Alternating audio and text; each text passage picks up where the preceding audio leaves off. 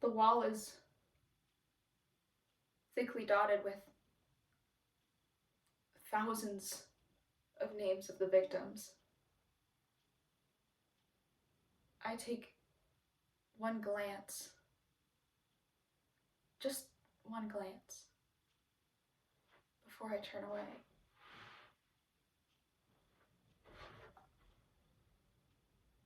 Theodore Roosevelt once said, "The more you know about the past, the better prepared you are for the future."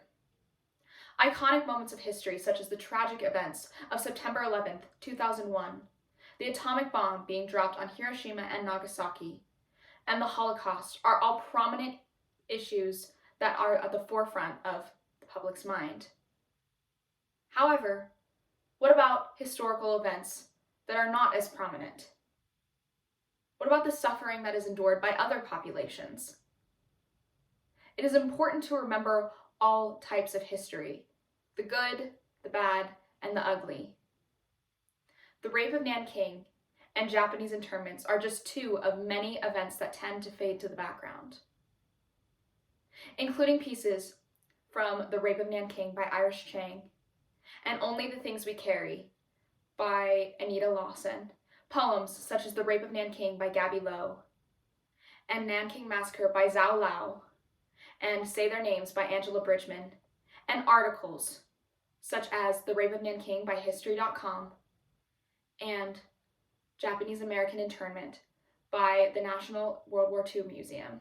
This is Never Forget, a program, because history does not repeat itself, but it rhymes.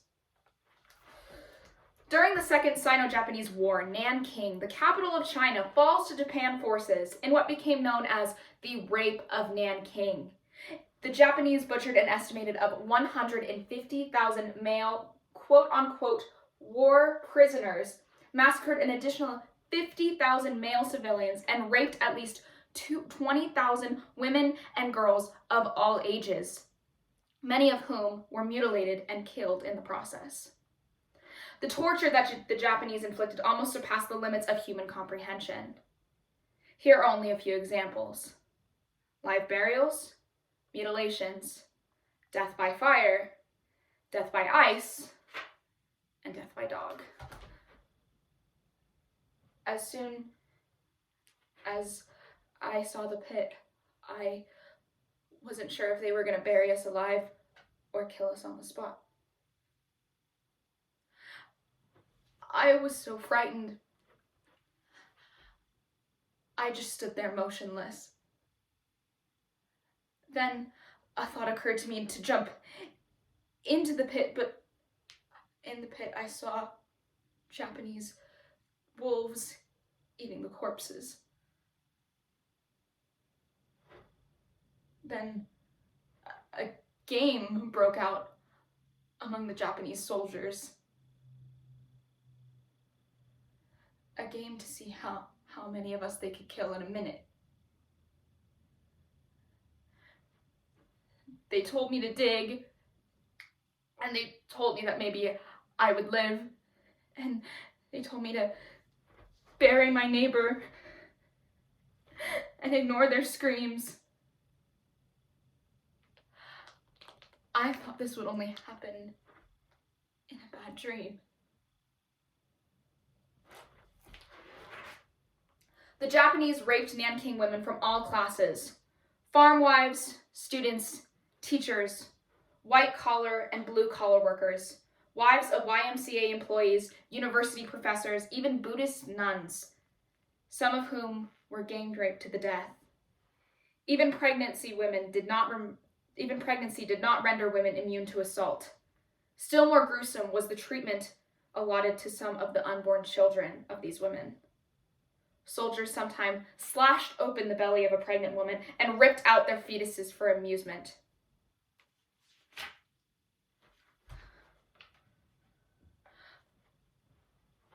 Bodies lying everywhere. Does anyone even care?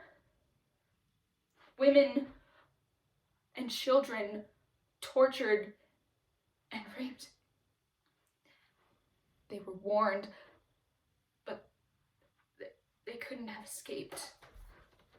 It is impossible to determine the exact number of women raped in Nanking. Estimates range from as low as 20,000 to as high as 80,000. Some of the most sordid instances of sexual torture involved the degradation of entire families. The Japanese drew sadistic pleasure in forcing Chinese men to commit incest. Fathers to rape their own daughters, brothers their sisters, and sons their mothers. This never happened, says the Japanese. Barely anyone survived to tell the tale.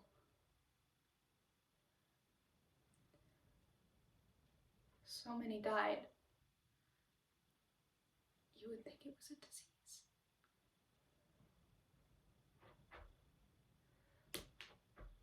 The wall is thickly dotted with thousands of names of the victims. Say their names. At the time of Japanese attack on Pearl Harbor in 1941, about 120,000 persons of Japanese ancestry lived on the U.S. mainland, mostly along the Pacific coast. Following the Pearl Harbor attack, however, a wave of anti-Japanese suspicion and fear led the Roosevelt administration to adopt a drastic policy towards these residents, aliens and citizens alike. Whenever I would ring my bicycle bell, my dog would bark. It was so funny. I was 4 years old, and I was about to have a birthday party. But instead, I was taken away with my family. My mind was so foggy it couldn't contain all of the chaos. But I remember. How could you ever forget? Virtually all Japanese Americans were forced to leave their homes and properties and live in camps for most of the war. The government cited national security as a justification for this policy, although it violated many and most essential constitutional rights of Japanese Americans. I remember them saying, "Someday when you folks return, we'll give all this back to you." I never saw that stuff again. The camps were like a human zoo. The sun would rise and the sun would set without notice. We have to survive. We have to endure. We won't be here for that much longer, right? Families were given only a few days to dispose of their property and report to temporarily assembly centers, where they would be held in large relocation centers were ready to receive them. Living conditions in these makeshift camps were terrible. One assembly center established at Santa Ana Park, a racetrack in Southern California, housed entire families in horse stalls with dirt floors. Our humanity was carried in the packs that we packed hastily. Blankets, sheets, cotton shirts to keep us cool, jackets to keep us warm, playing cards. It lifted up our hope that justice would be served against crimes committed by an entire race. Our humanity was carried by only the things we could carry.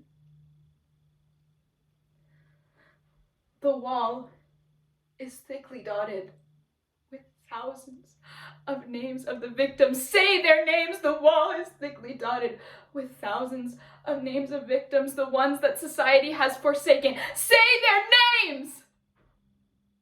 I take one glance. Just one glance. Before I turn away. Thank you.